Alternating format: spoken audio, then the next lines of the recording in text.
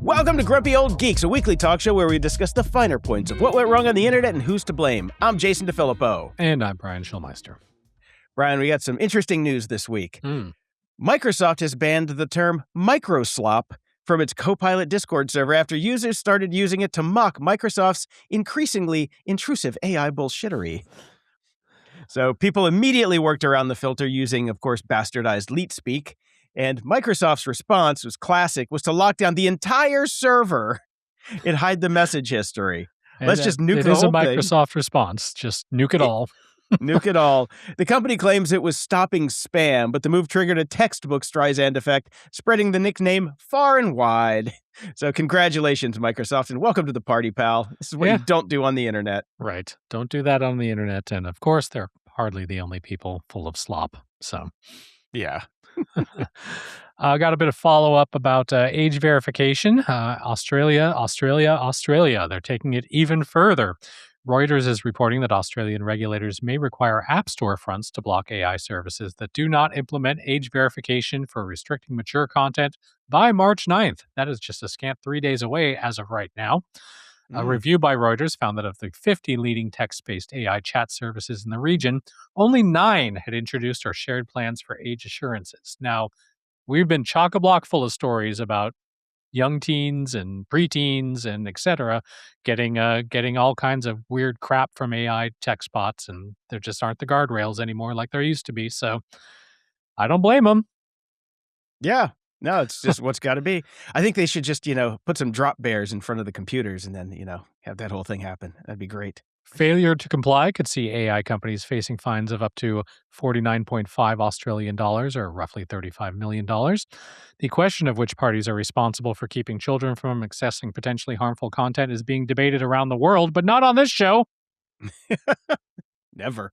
Pretty, I think it's the company's responsibility. Do you not? I do. Okay, why are we debating this? We're ahead of the curve, Brian. I guess so. We're just ahead of the curve. We've always been ahead of the curve. Yes. Well, in the U.S., for instance, Apple and Google have been lobbying to have the task delegated to platforms rather than the App Store operators. The language from Australian regulators about all stores is hardly definitive at this stage, but given the breadth of its sweeping ban on the use of social media and some highly social digital platforms for citizens under age 16 that were enacted last year, an aggressive stance seems to align with leaders' priorities. Good. It should be a community effort, Brian. I think the whole community needs to come together. We need the phone providers, the app store providers, the telecom providers, and the parents all to get together, hold hands, sing Kumbaya, and not let the fucking kids on the platform. How about we do that? Alternatively, if you have a product, perhaps you should put out a good, safe product. And it's your responsibility if your product is used inappropriately. No. That's not how the internet works, Brian. Right. That's not how the internet works. Move fast and break people. That's it. Mm-hmm. We got this in from Anders, and a couple 100 other people sent this to us this week. Anders writes, "Hi, I enjoyed your show for years. This is from the Norwegian Agency for Consumers. I thought it might be up your alley, and it definitely is. It's a video called A Day in the Life of an Inshitificator." The official title is Inshitificator. What I do is I take things that are perfectly fine, and I make them worse. More specifically, I make it shitty. It is awesome. It is absolutely awesome. I make things shit. My father made things shit before me. His grandfather made the shit before him. It was very funny. Yes. It was. And sadly, spot on. In the news,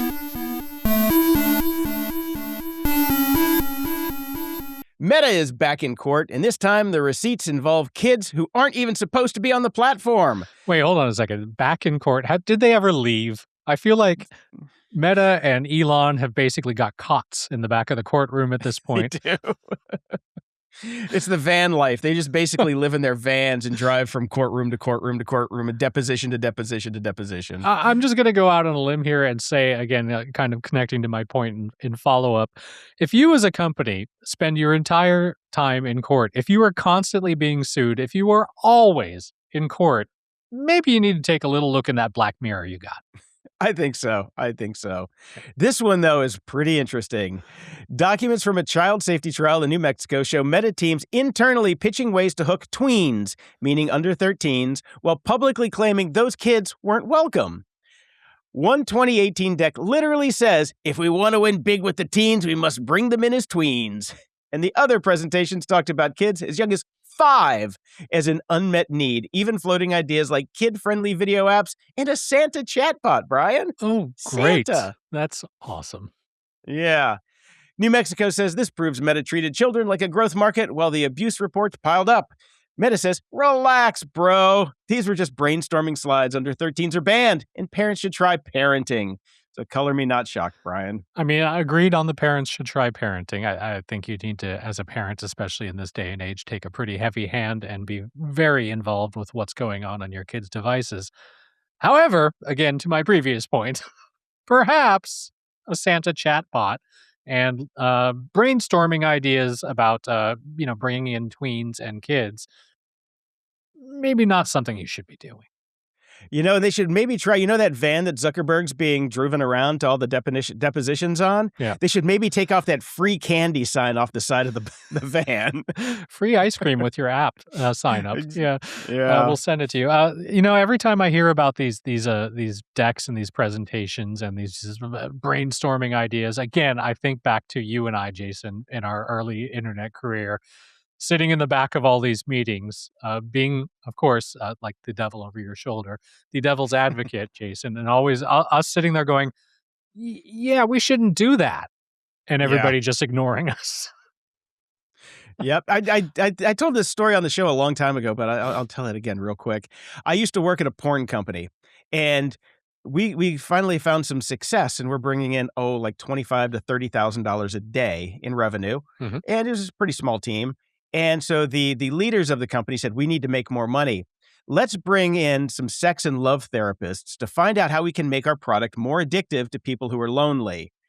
Thank God. I'm in the back saying, you guys really are going to do this? You know where all those people are employed right now? At the AI companies. I have to give every single therapist that we hired, though, credit. That came in and took the meeting. Every single one of them said, I'm here to fix people, not break people. So no, I will not take your offer, which was fucking phenomenal. But as to your point, AI has more money than we did. So I guarantee you they're probably there now. Now they're okay with breaking people. Yeah. Yep. You added a couple zeros on the end of that paycheck. Fine. Fuck them. Everybody's got a price. That's right. Speaking of everybody having a price, OpenAI has reportedly fired an employee for using confidential company information to bet on prediction markets like Polymarket. Who could have saw that coming? According to Wired, the staffer allegedly used inside knowledge about upcoming OpenAI products to place bets, something the company explicitly bans for obvious reasons. I don't know, Scam Altman is out there making bets every day and lying through his fucking teeth, so why can't the employees get in on it too? It's interesting the things that these companies decide to ban. Yeah, it is. It is. Hooking lonely people with chatbots and going after preteens, totally okay. Insider fucking betting? Got to ban that one.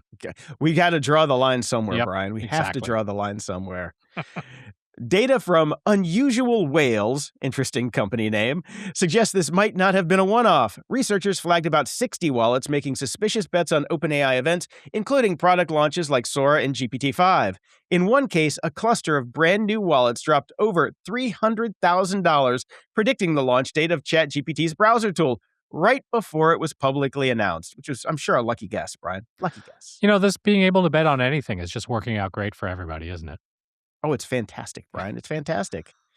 And traders on Kalshi were betting on whether Iran's supreme leader would leave office before a certain date. Then reports surfaced that he had died during escalating regional conflicts. Fuck you. We bombed the shit out of him. So traders assumed the market would resolve to yes, because he is technically out of office, Well, he's still in the office, just all around the office in multiple little pieces here and there. So Schrodinger's Khomeini. Yeah, he is. Well, except Kalshi had a legal carve-out saying markets can't settle directly on someone's death. That's convenient. How convenient. Instead, the contract resolved at the last traded price before the death was confirmed, which left a lot of people who thought they'd won, not winning. So, in the end, Kalshi refused. they didn't refuse. Well, they did refuse, but they also refunded the fees and covered everyone's losses out of pocket just to calm things down. Again, you as a company have a duty here. If you're going to make something, if you're going to outlaw something on your platform and then it appears on your platform, take it fucking down. Yeah, pretty much. Why did you leave this up? If you said that you have a legal carve-out saying markets can't settle on somebody's death, why are you letting people put up not bets, because we can't call them bets, even though they're fucking bets, about people die? Well, I think that there is, we do have the Saddam Hussein thing where Saddam just kind of ran and, we caught him and then he eventually died, but he was taken out of office beforehand. So I can see where there's a little gray area about being taken out of office, All right. And honestly, I don't think anybody that thought that, Pete Kegstand was going to be able to actually find his ass with both hands, let alone find, the Ayatollah Assahola. But then you think about it, oh, wait, we didn't. The Israelis did. People that are drunk all the time, dude, pretty good job of finding ass. Just saying. That's true. Another one, a Polymarket trader reportedly pocketed about $500,000 on a single day by betting on the timing of U.S. airstrikes on Iran, placing the trade just 71 minutes before the news went public. Blockchain analysts say 6 newly funded wallets made about $1.2 million on the bet. And here's the funny thing.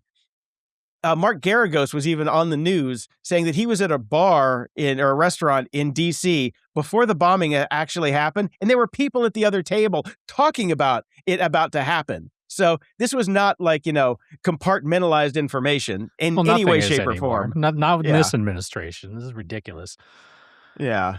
Well, I see all of these bets that you've mentioned, Jason, and I fucking say, hold my beer, and please, fucking God, let this not be an insider that set this one up. Oh, yes, please not. So you'd think that there would be some sort of line about what people should be allowed to trade on in these things, but of course, that isn't the case until very recently. Polymarket has pulled markets that were set up that let users bet on the probability of a nuclear weapon being detonated before a certain date, following the online backlash that occurred on this. A page on the platform asking a nuclear weapon detonation by ... question mark? Emoji, happy face, smiley face, emoji. Was live as of Tuesday, according to the Internet Archive. This allowed users to invest in yes or no outcomes for dates like March 31st, June 30th, and before 2027. The URL now leads to a page that reads, "This event has been archived," much like the human race. Yeah, exactly. Was the username Whopper GPT?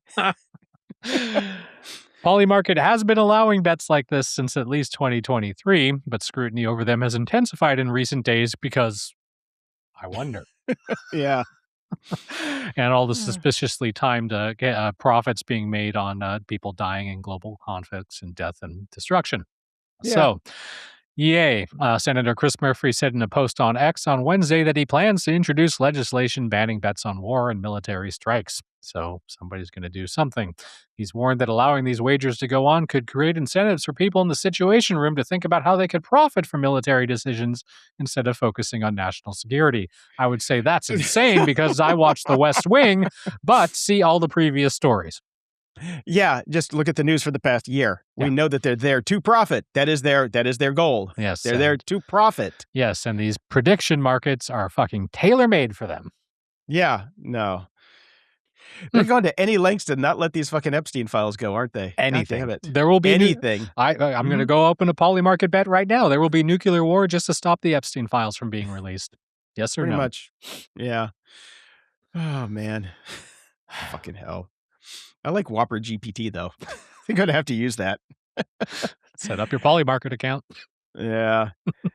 Chinese law enforcement official apparently used ChatGPT like a personal diary and accidentally exposed a massive intimidation campaign targeting Chinese dissidents overseas. According to a new report from OpenAI, the operation involved hundreds of operators and thousands of fake social media accounts pushing harassment, disinformation, and forged documents. In one case, operatives allegedly impersonated U.S. immigration officials to threaten a dissident. In another, they spread a fake obituary to make it look like a critic of the Chinese government had died. OpenAI says the official logged details of the operation directly into ChatGPT, which ultimately tipped investigators off. The account has since been banned, which any good Any good intelligence operator would say, do not fucking ban the account. Leave it open and find what else we can learn. Let them keep going. Let them keep going, yes. Why do you think the FBI took over the Silk Road and all of these other, dark web marketplaces so they could get more intel? But just remember that when you're talking to ChatGPT or any of these chatbots, it's just a bunch of nerds in San Francisco and not some kind of ghost in the machine. They're watching everything you type, so be careful. Yes. Please be careful. Unless you're in China, then go for it. Yeah. Let us know exactly what's going on. Have at it. Yeah. This one's really sad. A lawsuit against Google claims its Gemini. It depends on what country you're from, I guess. Aluminium Gemini AI chatbot pushed a Florida man towards violence and ultimately suicide. According to court filings, 36-year-old Jonathan Gavalis started using Gemini 2.5 Pro for routine tasks like writing and travel planning. Within weeks, the conversations allegedly spiraled into a full-blown conspiracy narrative involving federal agents, espionage, and secret missions. The complaint says Gemini encouraged emotional dependence, calling Gavalis's intimate names. Ooh, Gava. Yeah. calling him intimate names while reinforcing paranoid beliefs. It allegedly told him his father was a foreign asset, that government agents were surveilling him, and urged him to buy weapons and sabotage vehicles as part of covert operations. In late September, Gavalis reportedly drove to a logistics hub near Miami International Airport, armed with knives and tactical gear, planning on what the lawsuit describes as a staged catastrophic event targeting a truck. But the truck never showed up, so he went home. So at least we have Gemini to their shitty logistics tracking to at least save that one from happening.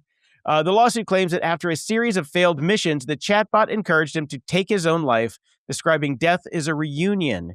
Days later, Gavalis barricaded himself in his home and died by suicide. His father is now suing Google and Alphabet, arguing that design choices like persistent memory and emotionally responsive voice features Gemini had mainly were dangerously manipulative, which they were, obviously. It angers me so much at this shit. Again, it's and they're going to try to weasel out of this and say it's not their responsibility and blah, blah, blah. And it absolutely is. It is their responsibility. It is their product. It is a complete lack of safeguards. Obviously, they talk endlessly about their safeguards in there. Obviously not. There's no way this could have happened if there were safeguards in the product. It's ridiculous. Now, obviously, I don't think this guy obviously had something wrong with him. He was insane in the membrane. Yeah, he's insane in the membrane. There's no doubt about it. But I mean, there's a lot of fucking people. Again, remember, if you think you're average, or find the most statistically average person that you can think of that you kind of look down a little bit, and then realize 50% of the people on this planet are even fucking dumber. Yeah. Or there's something wrong with them. Like, these tools are fucking dangerous if you're not in the right headspace. They're absolutely dangerous. If there's no guardrail, the combination of no guardrails and not bright or not in the right headspace is more dangerous than anything else I can think of right now. These people go down rabbit holes that you wouldn't believe, and it enables it and pushes it further. They're absolutely criminally culpable for this. 110%. 110%. They all are. Well, since we're running out of, power here in the States, AI's compute addiction is sending data centers north, way north, the Great White North. We run out of lakes. Let's go melt the ice. Exactly. Across Nordic countries, more than 50 massive facilities are being built as companies hunt for cheap power and cool climates to feed their GPU habit. OpenAI plans to drop 100,000 GPUs in a tiny Norwegian fjord town.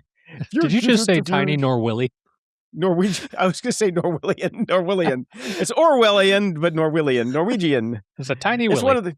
Yeah, it's cold out. Shrinkage, Brian, shrinkage. Fair. Yep. Microsoft's following along, and France's Mistral just leased $1.4 billion worth of infrastructure in Sweden.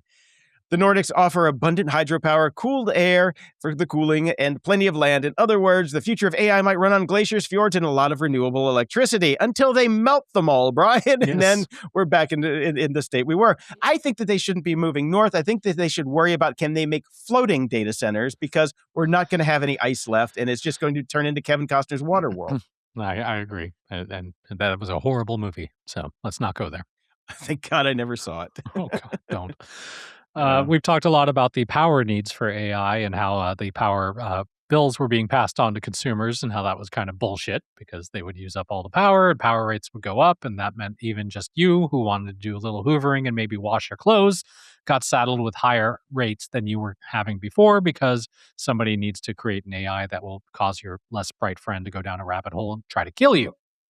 Great. Yes. So, but today, we're getting relief from this, Jason. Somebody has seen this as a problem, not the killing bit and all that. No, fuck that. That's totally fucking fine. That's fine. But Fine. You definitely are not going to pay more for your iron anymore. The White House has announced that several major players in tech and AI have agreed to steps that will keep electricity costs from rising due to data centers.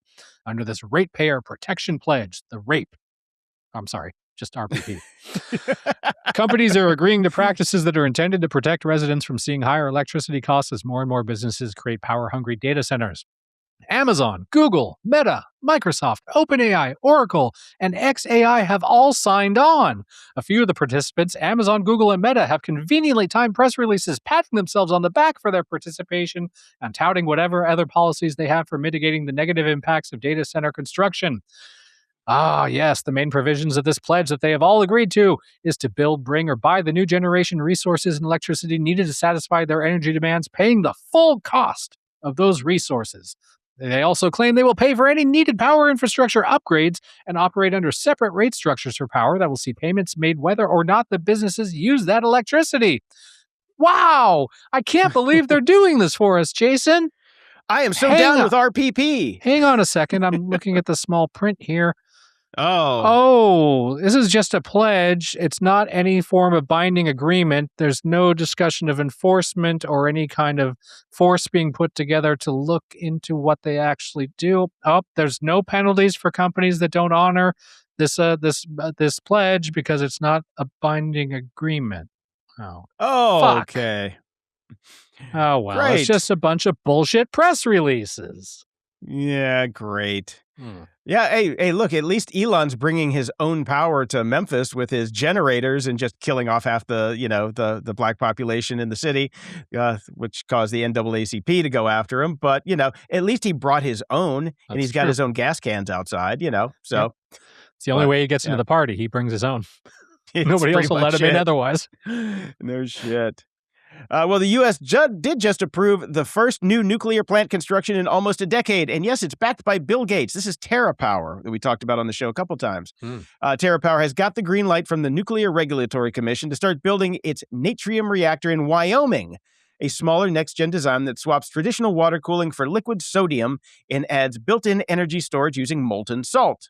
Now, the idea is a nuclear plant that can ramp up power up or down and play nice with renewables, pushing up to 500 megawatts when needed. And it sounds awesome, but it's only a construction permit, Brian. The plant still needs an operating license and isn't expected to be finished until at least 2030.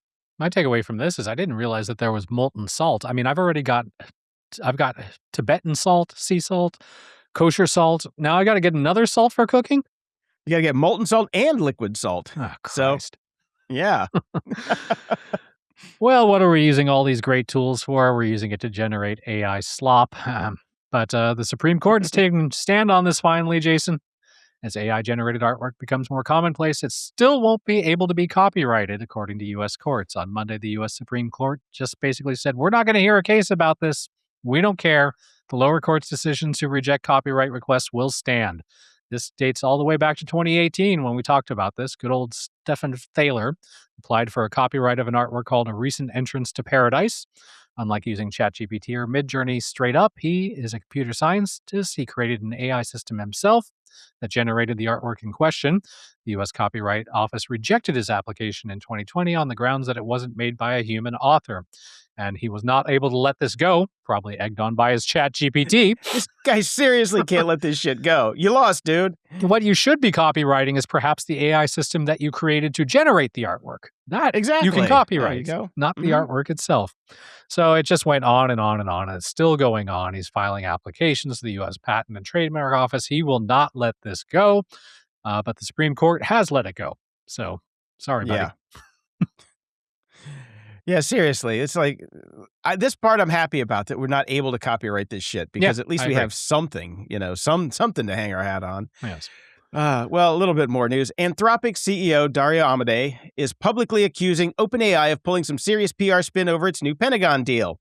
According to a memo reported by The Information, Amodei told staff that OpenAI's claims about safety protections are straight-up lies and called the whole thing safety theater. Well, the dispute started after Anthropic walked away from a $200 million Defense Department contract when the military wanted unrestricted access to its AI for any lawful use. This has been over every bit of news. So I didn't go into the details on this because it is fucking everywhere. You can't turn on the TV without seeing it. Yeah. So Anthropic wanted explicit bans on domestic and mass surveillance and autonomous weapons, and OpenAI stepped in and signed the deal anyway, saying its contract blocks illegal uses. Critics point out that what's illegal today could be perfectly legal tomorrow. So, ChatGPT they are dealing with a shitstorm over this because people were like, yay, Anthropic's setting some boundaries, some guardrails, as it were, for War GPT. Well, and Scam Altman just came in and said, nah, we're fine. We're fine with it. They don't have a choice, really. I mean, we've talked about how in debt they are as a company, how impossible it is for them ever to scale out of this debt. They've got to do everything that they can do. I see them as pretty much in a death spiral right now. Well, remember that $100 billion NVIDIA was going to invest in OpenAI, Brian? Yeah. Well, not anymore. Whoops. So, NVIDIA CEO Jensen Huang now says the company's existing $30 billion stake, part of OpenAI's $110 billion mega funding round with Amazon and SoftBank, will likely be the last, especially with OpenAI planning an IPO later this year. So, the original plan had NVIDIA building 10 gigawatts of AI data centers for OpenAI and investing in stages as each one came online. Well, behind the scenes, reports say talks stalled out and the deal never got past a letter of intent. So, more just PR bullshit. They're also dropping investments in Anthropic, though. The two companies are drifting in very different directions politically and strategically, leaving NVIDIA holding stakes in rivals with increasingly messing relationships and being stuck in the middle. So he's just backing off saying, you guys figure it out, get your own money. I'll be here just making the GPUs. Yeah, so, as he should be. I think it's the smart play. Let them battle it out. Why if you make videotape, why are you funding both beta and VHS? Let them figure it out, sell it to both. Let the best man win. Mm-hmm. But this is a shit show. It's a shit show all around with too much money.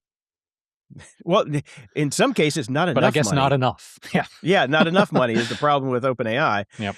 Well, and this kind of sucks. NASA just shuffled the deck on its Artemis moon program. Instead of landing astronauts with Artemis 3, that mission will now stay in low Earth orbit to test critical hardware, like life support, propulsion, docking, all that kind of stuff. And new spacesuits. So this is actually a good idea. It makes sense. Let's actually vet this stuff first. Yeah, I wouldn't want to be the astronaut going to the moon with a brand new spacesuit. I'm like, come on, let's test this shit. So the first moon landing they're getting pushed to Artemis 4 in 2028. I am guessing 2028. Elon's going to be there by then. Oh, I know. No, he'll be on Pluto by 2028. Or at least his robots will. His AGI robots will be, Oh, right. Yeah. They're rolling off the assembly line already, aren't they? Along with those, along with all those taxis everywhere. Those taxis. Oh, yeah. Yeah. Shouldn't we have 2 million of those on the streets by now, Brian? Mm-hmm. At least 2 million. By last year. It happened last year. You just didn't notice. We missed it. Yeah, NASA also says it wants 2 moon landings in 2028 and then yearly missions after that, basically trying to recreate the rapid-fire tempo of the Apollo era. Now, how about let's get 1 in the bag and then maybe we can talk about 2 a year? Let's get 1 down first. Agreed. Yeah, but the U.S. Senate just gave NASA fresh marching orders in the new NASA Authorization Act of 2026, basically telling the agency to step on the gas, which they just said we're going to slow down for a second. The bill backs NASA Administrator Jared Isaacman's recent shakeup of the Artemis program, which is what we just talked about, and is now being retooled to beat China back to the moon and establish a long-term foothold at the lunar South Pole. Now, see, Brian, this is where it gets interesting because we needed a villain. That's what the Apollo mission was all about. We had to beat the Russians to the moon. Yep. That was it. The whole space race was us against the Ruskies. Now it's just us against China. So that's good for getting us back into space. My point is, shit sucks here on Earth. Can we fix that first, please? I would like that. That would be good. I mean, it is worth pointing out that shit kind of sucked in the 60s, too, when we were doing the space race. And That's true. That's true. Maybe we need something to aspire to, although, we're racing to get back to where we've been before. It's not where no man's gone before. It's where a few men have gone before. Yeah, before they were just trying to shove the Vietnam War and shit under the rug, and now we've got Epstein. So we're setting up a base where we can ship we're going to put the Epstein files on the moon. If you want to look at the Epstein files, go to the moon. Then you can read them there. That's where it's going to be. All right, with all the space news and being about as close to nuclear war as we've probably ever been in our entire lives, and we sat through the day after. There is some more news that has come out. The search for life out in the universe has highlighted the contradiction between the abundance of planets and stars that stretch across space and time, and the lack of intelligent life also on this planet, known as the Fermi paradox. Well, a team of physicists from Sharif University of Technology in Tehran, Iran, just lost all their research because it got bombed into nothing. Whoops. Well, they set out to resolve the juxtaposition between the high probability of alien civilizations and the complete lack of evidence that one exists.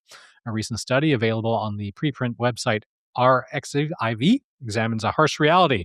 If we haven't made a contact with a technologically advanced civilization yet, that may be because intelligent life is short-lived.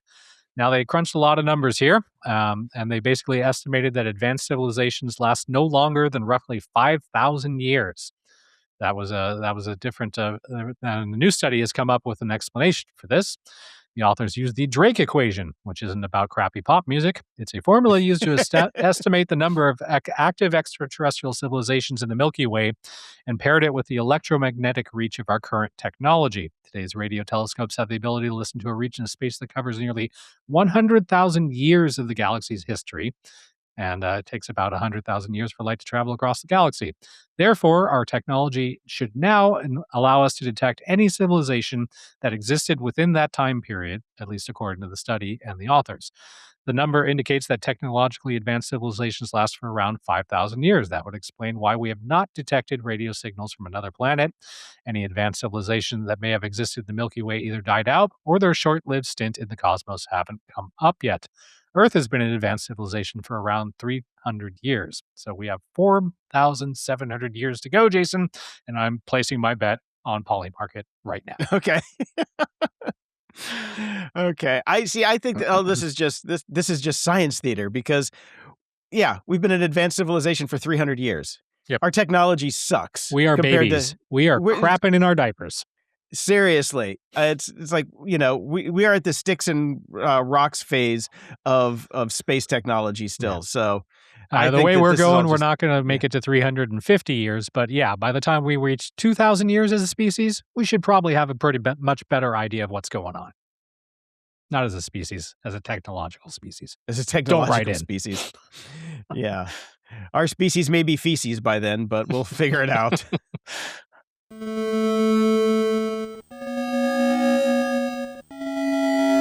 Media Candy.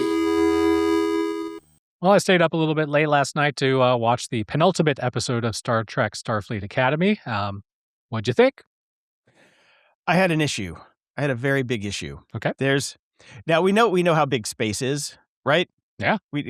And spoiler alert, I'm going to talk about some things that happened in the episode, so you may want to fast forward like 2 minutes or so. Okay.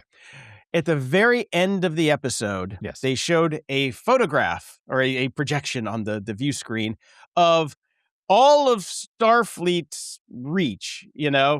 And being encircled. How encircled by these little bombs that can, take out whatever. The math ain't mathing on that, dude. I thought the only person that could do that was Q. Exactly. To surround the entirety of Starfleet with a no warp zone. Now, to be fair, we don't know how small the Federation got after the burn and all that bullshit. So doesn't matter. There's some fluxumery that can happen right there. It doesn't matter. You're talking about a spherical or a three-dimensional. We're totally region turning of into the comic book guys from The Simpsons right now. Absolutely.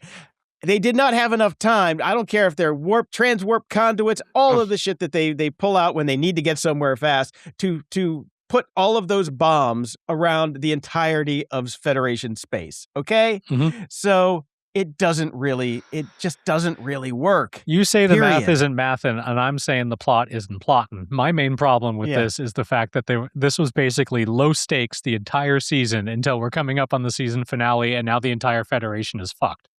Yeah. This is we're a show about a bunch of fucking horny teenagers at Starfleet Academy until whoa, holy shit. Exactly. And all of them just happen to be on the other side of the barrier to save the Federation. Yes. Give me a fucking break. Yes, Come on, all guys. of our main characters. How convenient. Anyways, though, I did enjoy the episode. If you put all of that outside, I was like, oh, cool. Something's finally happening. This is fun. Yeah. This is exciting. I mean, it's crazy to me that how many years did we skip into the future? But every fucking shitty outpost still looks like Mos Eisley. Like it's exactly. They all look exactly the same. They're all fucking cooking on fire in the middle of a corner. No matter how far we've moved into the future technologically, it's I know. It's awesome. I love it. So it's all good. So something else that has been on the air in my house recently. My wife went to London for work the other week, and apparently they had the entire first season of Severance on the plane. My wife watched the entire first season of Severance on the plane. And she came home and needed to watch the entire second season of Severance while I'm on the couch. I'm sorry, Brian. I feel for your pain. I finished a book. Okay. I mean, I did look up every now and then. It was hard not to. I can see the allure. Just like with Lost, just any mystery in a box show, I could see the allure. I will not get sucked into it because I just can't. I can't. First off, I just can't. Like at least Lost was on an island, and they were pretty people wearing nice clothes and fun stuff. Very few of them sometimes. They weren't just walking up and down hallways that inexplicably had grass in them and sometimes a sheep. So I'm just not. The polar bear, the sheep. I can't. I won't go there again, Jason. I won't. I got burned by Lost. Yeah, I know. Anyways, I've been sitting through it. I like the soundtrack. I like the music. Okay, there's a plus. Bonus. Yeah. In other entertainment news, Sony Music Entertainment Japan and Sony Pictures Entertainment now officially own 80% of the Peanuts franchise. I was going to save this for when Dave was around, but by then it'll be old news. The companies have closed the deal, which is officially announced in December 2025, when it's still subject to regulatory approvals for $460 million.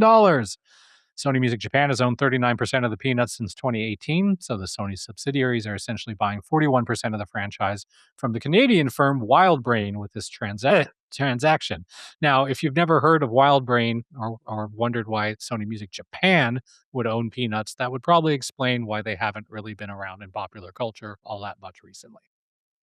So I'm not a fan of Peanuts anyway, so I even when I was a kid, I didn't like Charlie Brown. It was hit or miss. It's always, I always liked the Great Pumpkin. I like the Christmas special, but like anything beyond that. And I tried to show my kid, not interested. I just think that this is something that's dying out. Yeah, I mean, the boomers loved it. I think the only thing that I really cared about was Snoopy versus the Red Baron. That's because it had a catchy theme song. That was great. But the rest of it, no. The only thing that I like Peanuts lately for is when they married it with the Bad Brains song. That video that was fantastic. Oh, there's a version of that goes to The Cure, and it's great. Oh, yeah. Okay. we both have. They've hit all the genres. All right. Let's get some Netflix news here. Netflix is catching heat for using AI-generated avatars in its true crime documentary, The Investigation of Lucy Letby. 2 interview subjects were digitally anonymized, but viewers quickly noticed the people on the screen weren't just blurred or shadowed. They appeared to be full AI creations or heavy deepfake overlays. Netflix says the tech was used with consent to protect identities, but audiences say the uncanny valley effect wrecked the immersion with the robotic expressions and dead-eye stares that feel more Black Mirror than documentary. Well, people aren't people. So, boom, boom, boom. Sorry. I haven't seen this one. I don't plan on seeing this one. But why just hire a fucking actor to redo the hire voice an lines? actor, or was it what's wrong with just the blurred or the shadows? Like, it's worked for years. Like, we're Yeah. used to it. We know what it means. It's got its own legacy to it. It's got its own shorthand. Why fuck with Exactly. it? Yeah, there's a vocabulary to this that we know and we trust and we enjoy. So stick to it. Because half of it is like trying to figure out who are they? It's like, that's the fun part. You could still have an actor do the backlit, voice generated thing and still. Now, if you do all of them as Grand Moff Tarkin, like from Rogue One, I'm in. There we go. Every single person in a true crime thing will now be Grand Moff Tarkin. Grand Moff Tarkin. Okay. Netflix has also acquired Interpositive, an AI firm tech startup launched by Ben Affleck back in 2022. Netflix says the whole team is joining the streamer, with Affleck staying on as a senior advisor. Now, what Interpositive does is not generative AI. The tools don't create content from scratch or respond to text prompts. Instead, Interpositive builds a custom AI model trained on a production's own filmed dailies, then deploys that model in post-production to assist with tasks like color mixing, relighting shots, reframing, wire removal, and visual effects work. Affleck says he started the company after spending time with early generative AI tools and finding them creatively insufficient. His stated goal was to build something purpose-built for how directors and cinematographers actually work, with safeguards designed to keep creative decisions in artists' hands. Now, coming from Ben Affleck, I actually believe that, because he's a pretty good advocate for actual filmmakers, because he is one. That's the thing. He is. I did see he's getting a lot of flack for this, because he's done all these interviews recently where he's talked about, we definitely need to make sure that AI doesn't affect the creatives in our field. It's never going to replace human ingenuity and creativity and work. And the flack that he's getting is basically saying, well, you mean the people at the top of the totem pole in the entertainment industry. You're totally okay having an AI company that wipes out all the people working behind the scenes. See, I don't see that is actually true, because you still need people to actually do the work. It's just like another version of Photoshop or After Effects, doing like wire removal and color mixing and things like that. It helps people do that. It doesn't take them out of it. So I tend to agree more with you. I'm just pointing out that there is another side of this that people are talking about. I agree with you more as well, because this stuff's not going to go away. It's another tool that makes it easier to do. You got to learn how to use those tools, and you got to know what it's supposed to look like. Yeah. And like I've said many times, an AI tool, if I'm a construction worker and my hammer turns into a fish 20% of the time, it's not really a very good tool, but at least I'm a human that can go pick up another hammer and actually get the job done. So, or eat the fish. You have to have, or eat the fish, yes. Teach a man to hammer and he'll eat for a week, If I had a fish. Ups and doodads.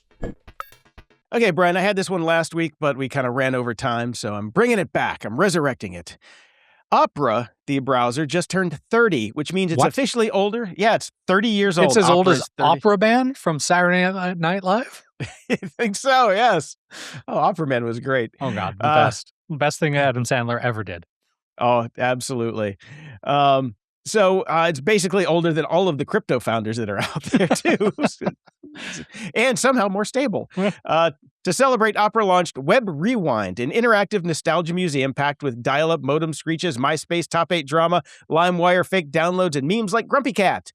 The navigation is fun, and it reminds me of the sites we used to make. Have you checked it out? Because it is actually really fun. I did, and yes, it was very much like, oh yeah, I've been through all of this. I am old. Yeah, I got the feels. Users can even submit their own web memories for a chance to win a trip to CERN, birthplace of the web.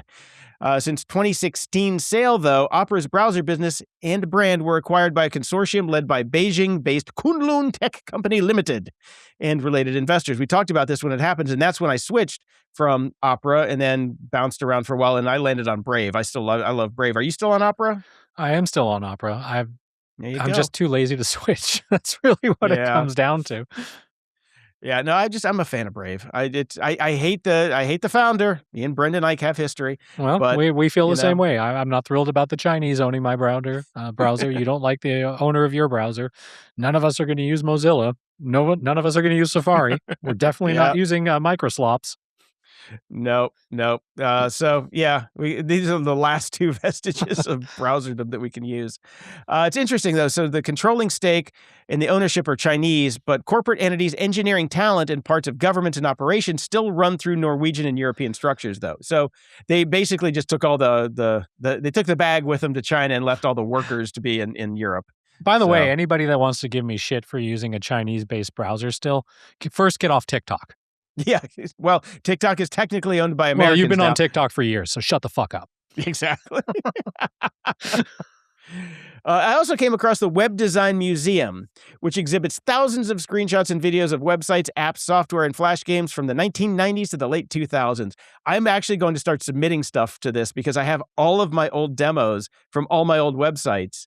And I think most of these are screenshots, so I can get. But I've got fully working HTML versions of all the movies I worked on, from Star Trek: First Contact, Private Parts, Face Off, all of that stuff. Grease, even the Grease redo. Most of that was in Flash, though, so that so a lot of my stuff is up in Flash as well, which is kind of crazy. We can just we can put it onside the Chinese train system that's still running on Flash. Oh yeah, I thought that was Japanese. That was Japanese. Oh, it was Japanese. Yeah. But I've also got lots of DCRs, lots of director files, and all that stuff. So Shockwave. That's what I was thinking of. They're all Shockwave plugways. Yeah, Shockwave. Yeah. Well, this story I actually should have. Oh yeah, it was a lot of fun.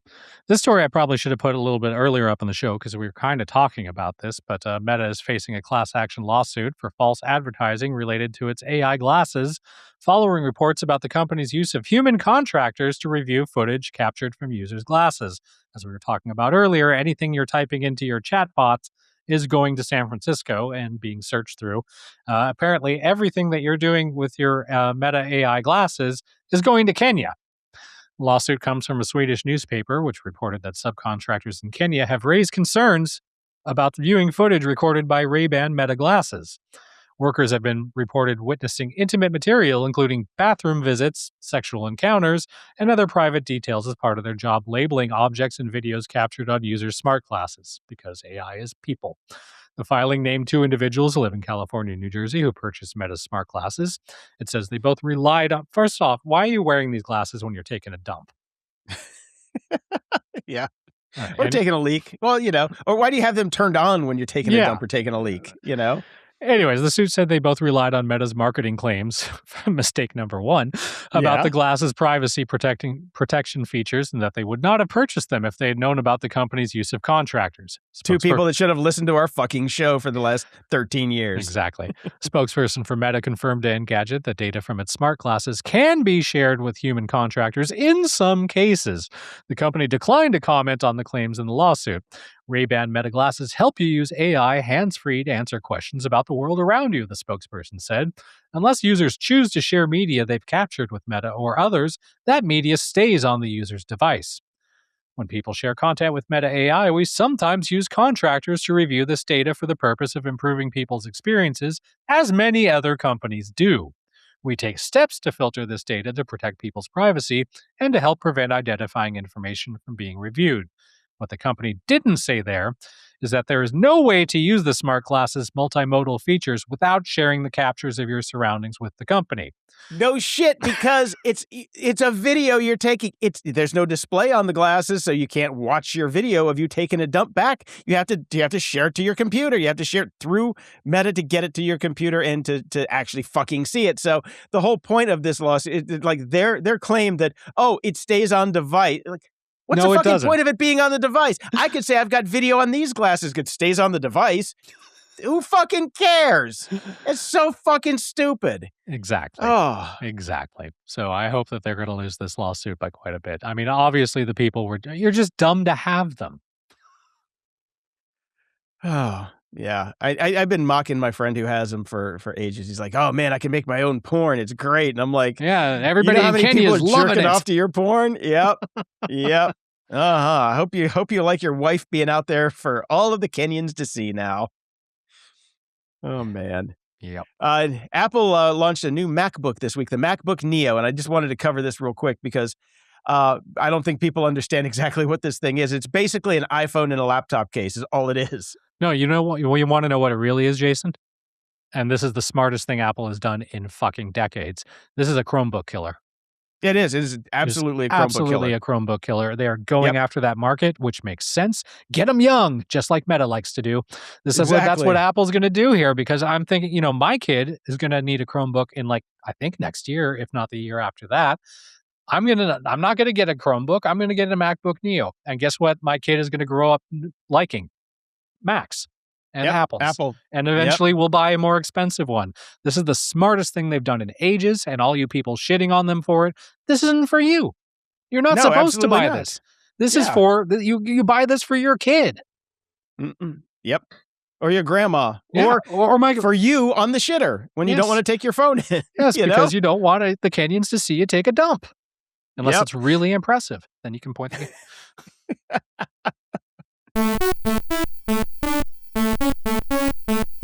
At the library. Well, while my wife was watching Severance, I found a book that I had actually bought on our last trip to London because it wasn't available in the US back then. It's now available as an ebook on Amazon here in the US and Canada, but at the time it was not. Uncommon People, Britpop and Beyond in 20 Songs by Miranda Sawyer. Miranda Sawyer was a journalist back in the 90s, wrote for a bunch of magazines that I basically bought religiously anytime I was in an airport. Select Magazine, I think she wrote for Q as well, and she didn't write for the weeklies like Melody Maker or anything like that. But so I read tons of her articles back in the day, and she's making a bit of a career out of nostalgia from that time period. I myself am extremely nostalgic for that time period. I grew up with 80s and all that sort of stuff, but I was in my 20s and all that, and living large in the music industry during the 90s. College into the beginning of my career. And so all of this music, and I was a huge Anglophile. I loved everything that came out at that time period. I love all the Britpop stuff.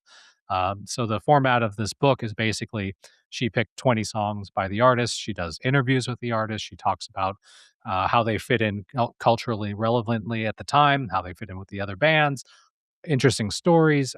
I got lost in this and absolutely loved it. And I've been listening to nothing but Britpop and music from the 90s since then. She's a great writer. She's got some actual fiction as well as some more cultural books. So I'm going to try to track those down, see what I can get without boarding another flight to London to get some more of the stuff that she's written. If you should have told your wife to take another trip to London so she could watch Severance Part 2 or Season 2 without and go get some books for me while you're there. Yeah, exactly. That's what I should have done. So I highly recommend this if you're into any of this stuff at all. It was a blast. It was just a blast to read. And I know it's set up as kind of like one of those books that you go through and you find an artist that you particularly like and you just read that chapter. And I had started reading it that way, and then I had forgotten about it and left it aside, and then I found it and I just picked it up and read it cover to cover. Fantastic. Awesome. Glad you found it. I actually picked up a new book by Peter Clines, which I'll have for next week. Let's see here. It's called God's Junk Drawer by Peter Clines. So Peter Clines does really interesting books that are multiple dimension, lots of Cthulhu-based stuff. He had a whole series for a while about going back and forth between the Cthulhu realms and the endless, or I forget what they were called back then, but it was very cool stuff. Very cool stuff. So I'm glad to see he's writing again. So I'll have a write up on that one next week. Great. Closing shout outs. Over at Patreon, we've got a new patron, Kevin. Thank you, Kevin. And Nadev, Ben, and Ron up their pledge. And Ron says, I'm at a place where I can support you more, and I hope it helps. Yes, it does, Ron. Yes, it does. I seriously look forward to GOG every Friday. I live in a world where I have no echo chamber. I respect my friends' and family's opinion, regardless of how bespoke their reality is, and keep my mouth shut. It's the stoic thing to do. Your show shows me that I have my people, and I can spend at least an hour or so each week agreeing with someone out loud for a change. Thank you. And we'd also like to thank Dagio, Johannes, Dennis, Glenn, Erspo, Martine, Stephen, Chris, Brittany, and Michelle. Thank you all so very much. Thank you. Over at PayPal, we've got donations from Judge, Nicola, Florian, Levy, Glenn with $20, Jonathan with $20, Russell with $20, and Thomas said, hold my fucking beer. Here's $25. Woohoo! Thank you all so much. And over at the tip jar, we've got Adam, Matthew, and Sarah. And just if you want to know what we're talking about, this is what keeps the show on the air. So go to gog.show/donate, and you can find a way to help us out. Or you can go to patreon.com/GOG and get the show a little early, ad-free, and in high definition. And this is what really, we are a fan-supported show. So pretty pleased with Sugar on Top. Help us out, and we'll keep bringing you our grump every week. That's right. And we have a new 5-star rating, Jason. One of the greats. I've listened to this show for many years because Jason and Brian are so insightful, funny, and prescient. Recently, I moved from government to teaching, and this podcast has been a godsend for gaining a better understanding of what my students are likely up to with using AI and other tech. If you need a weekly primer on emerging tech and all the associated risks and pitfalls, I highly recommend. Didn't provide your name, but let me tell you, they're fucking with the glasses on. That's what they're up to. Oh dear. Oasis was fucking in the bushes. The kids are fucking with the metas on. Great. Not a show title. Don't use that one for a show title. Okay, well, we won't use that. Until next time, I'm Brian Schulmeister. And I'm Jason DeFilippo. Thanks for listening to Grumpy Old Geeks. Get all the links and goodies from today's episode at gog.show/736. Want to keep the grumpiness alive? Toss a few bucks our way at gog.show/donate. Every penny helps keep the show on the air. Love the show? Share it. There's a share button in your podcast player. Use it to spread the grumpiness to friends, foes, and everyone in between, and we'll love you for it. Swing by gog.show to join our Discord and chat with us and other show fans. Got thoughts, feedback, cool links? Hit us up at gog.show/contact. And hey, don't forget to leave a 5-star review at gog.show/review, and we'll read it on the air. Oh, and guess what? We've got merch. Snag your grumpy gear now at shop.gog.show. Stay grumpy.